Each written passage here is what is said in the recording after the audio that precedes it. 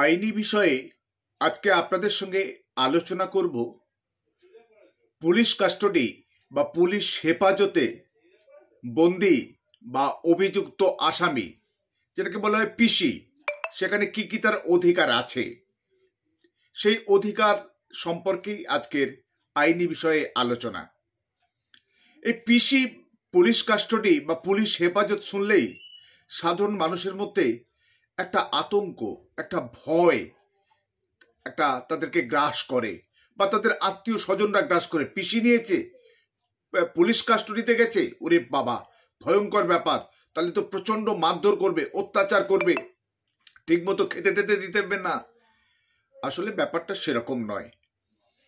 ভারতবর্ষের আইন সেটাকে সম্মতি দেয় না কোনো রকম কোনো পুলিশ কাস্টডি বা পুলিশ হেফাজতে কোন রকম অত্যাচার বা জুলুমের বিষয়ে। ভারতীয় আইন বলছে যে পুলিশ কাস্টডি বা পুলিশ হেফাজতে যাদেরকে নেওয়া হয় তাদের আঙুলের ছিটা পর্যন্ত লাগানো যাবে না। তাদের জিজ্ঞাসাবাদ করার জন্য কেসের বিষয়ে বা সত্য ঘটনা উদ্ঘাটনের জন্য তাদেরকে হেফাজতে নেওয়া হয়। কোনো অন্যায় বা অত্যাচার বা জুলুম করে কিন্তু তার থেকে কোনো কথা বের করার কোনো আইন বা বিধান ভারতবর্ষের আইনে নেই।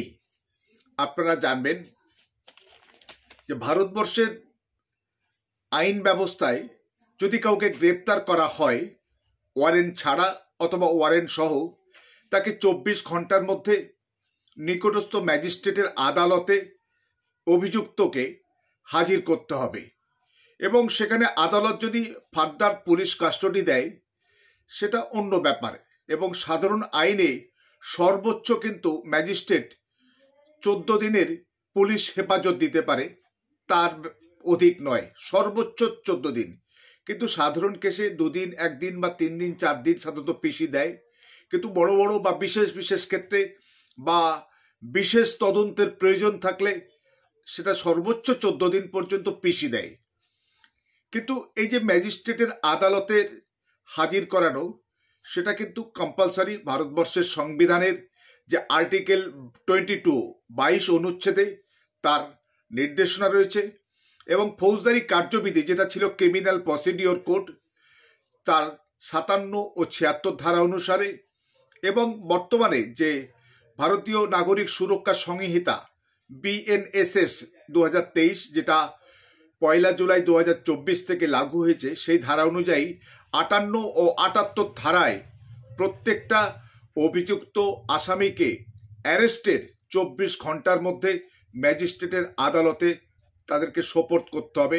ম্যাজিস্ট্রেটের নির্দেশের মতো তাকে জেল হেফাজত অথবা পুলিশ হেফাজত হতে পারে, কিন্তু অ্যারেস্টের 24 ঘন্টার মধ্যে একেবারে নিকটস্থ সবচেয়ে কাছে যে ম্যাজিস্ট্রেটের আদালত আছে সেই আদালতে প্রবেশ করতে হবে, আদালতের নির্দেশ বা আদেশ নিতে হবে। এমনকি যদি ছুটির দিন হয়, রবিবার হয় বা অন্য কোনো সরকারি ছুটির দিন হয়, যেদিন আদালত সাধারণভাবে খোলা নেই, সেদিনকেও কিন্তু একটি বিশেষ আদালত বসে। সেখানে প্রতিদিন দৈনন্দিন যে সমস্ত আসামিরা অ্যারেস্ট হয় তাদেরকে কিন্তু সেই আদালতে তোলা হয় এবং আদালতের নির্দেশে পিসি অথবা জেসি, জেল কাস্টডি অথবা পুলিশ কাস্টডি হয়। এবং এই পুলিশ কাস্টডিতে সেখানে প্রথমেই আপনাদেরকে মনে রাখতে হবে যে যাকে অ্যারেস্ট করা হয়েছে তাকে জানাতে হবে যে তার গ্রেপ্তারের কি কারণ, তার জামিন পাওয়ার অধিকার তাকে জানাতে হবে ভারতবর্ষের সংবিধানের আর্টিকেল 22 বা 22 নম্বর অনুচ্ছেদ অনুসারে এবং ফৌজদারি কার্যবিধির 50 যেটা বর্তমানে BNSS অর্থাৎ ভারতীয় নাগরিক সুরক্ষা সংহিতার 47 ধারা মতে সেখানে তাকে জানাতে হবে এবং তাকে মেমো অফ অ্যারেস্ট দিতে হবে, যেটা সুপ্রিম কোর্ট 1996 সালে একেবারে DK বাসু মামলায় সুস্পষ্টভাবে ভারতবর্ষের সমস্ত যে পুলিশ প্রশাসনকে সেই নির্দেশ তাদেরকে দেয়া হয়েছে সুপ্রিম কোর্টের পক্ষ থেকে যে 11 দফা মেমো অফ অ্যারেস্টে 11টা কলাম আছে, সেই কলামগুলো ভর্তি করতে হবে এবং সেই কলামের অনেকগুলো বিষয় আছে। সেখানে যে ধৃত ব্যক্তির নাম, ঠিকানা, কেন গ্রেপ্তার করা হয়েছে, কোন কেসে গ্রেপ্তার করা হয়েছে, কোন থানার কেসে গ্রেপ্তার করা হয়েছে সেগুলো উল্লেখ থাকবে এবং একই সঙ্গে সেই মেমো অফ অ্যারেস্টে আপনার যে নিকটস্থ একদম নিকট আত্মীয়ের কাছে, আর নিকট আত্মীয় যদি কোনোভাবে না পাওয়া যায়, সেই তার যেখানে থাকেন যে অভিযুক্ত ব্যক্তি বা আসামিকে করা হয়েছে, তার একটা রেসপেক্টেবল পার্সন, এলাকার রেসপেক্টেবল পার্সনকে তাকে জানাতে হবে যে এই ব্যক্তিকে এই কেসে এই জায়গায় তাকে গ্রেপ্তার করা হয়েছে এই কারণে, এবং আগামী 24 ঘন্টার মধ্যে এই আদালতে তাকে প্রডিউস করা হবে। এগুলো সবটা জানাতে হবে। এটা সুপ্রিম কোর্টের নির্দেশ। এটা যদি অন্যথা করে তাহলে কিন্তু জেল এবং জরিমানা পুলিশের হতে পারে।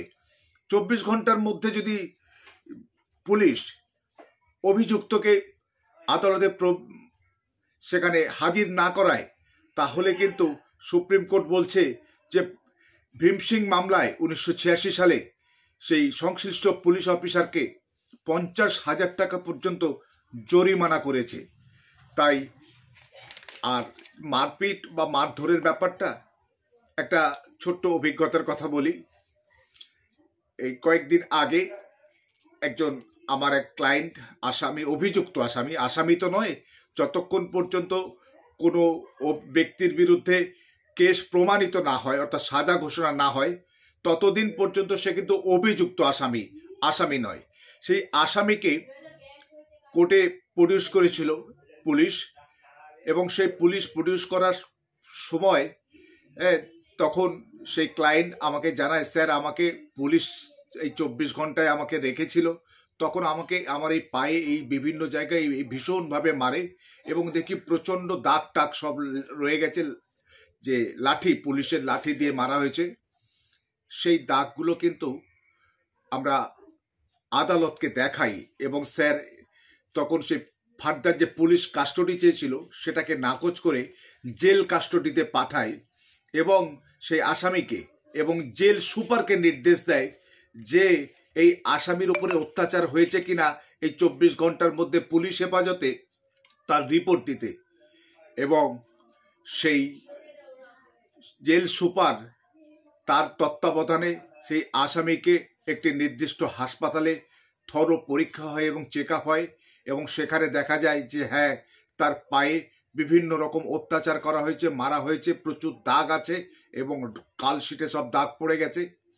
সেই সমস্ত রিপোর্ট, মেডিকেল রিপোর্ট আসার পরে আদালতে সেই রিপোর্ট জেল সুপারের পক্ষ থেকে পাঠানো হয়, এবং সঙ্গে সঙ্গে কিন্তু সেই সংশ্লিষ্ট পুলিশ যে বা যারা মেরেছিল তারা প্রত্যেকেই কিন্তু শোকজ খেয়ে গেছে, এবং তাদের চাকরি নিয়ে কিন্তু টানাটানি। তাই পুলিশি হেফাজতে কেউ যদি অত্যাচারের শিকার হয়, কারোর উপর মারধর করা হয়, আপনারা ভয় পাবেন না, আপনাদের আইনজীবীদেরকে জানান। আইনজীবী আদালতের মাধ্যমে কিন্তু সেই অভিযুক্ত, যারা সেই আসামির উপরে বা অভিযুক্ত আসামির উপরে অত্যাচার চালিয়েছে, তাদের বিরুদ্ধে ব্যবস্থা নেওয়ার বিধি এবং বিধান আমাদের ভারতবর্ষের আইনে রয়েছে। কেউ কিন্তু কোনো পুলিশ হেফাজতে কোনো অবস্থাতেই কিন্তু আঙুলের ছিটে পর্যন্ত লাগাবার আইন বা বিধান পুলিশকে দেয়া হয়নি। ফলে পুলিশ অনেক সময় এই অন্যায় এবং এই অত্যাচার করে, সেই অত্যাচারকে ভয় পাবেন না। সোজা দাঁড়িয়ে আইনজীবীর মাধ্যমে, আদালতের মাধ্যমে আদেশ নিয়ে সেই পুলিশের বিরুদ্ধে আপনি ব্যবস্থা করতে পারেন, অথবা জামিন পেয়ে মেডিকেল করিয়ে নিয়ে আপনি কিন্তু কোর্টে সরাসরি মামলা করতে পারেন। তখন কিন্তু পুলিশের পালাবার আর কোনো গত্যন্তর থাকবে না। এ বিষয়ে পুলিশ হেফাজতে আরও কি অধিকার, আরও কি আইন, অন্য আরেকটি ভিডিওতে আরও বিস্তৃত জানাবার বা আলোচনা করার চেষ্টা করব। আপনারা যদি এই ভিডিও ভালো লাগে এবং আরও আইনি বিষয়ে ভিডিও জানতে চান, তাহলে আমার ইউটিউব চ্যানেলটি সাবস্ক্রাইব করবেন এবং আমার ফেসবুক পেজটি আপনারা ফলো করবেন। তাহলে আরও অনেক বেশি ভিডিও আপনারা পেতে পারবেন। শুভরাত্রি।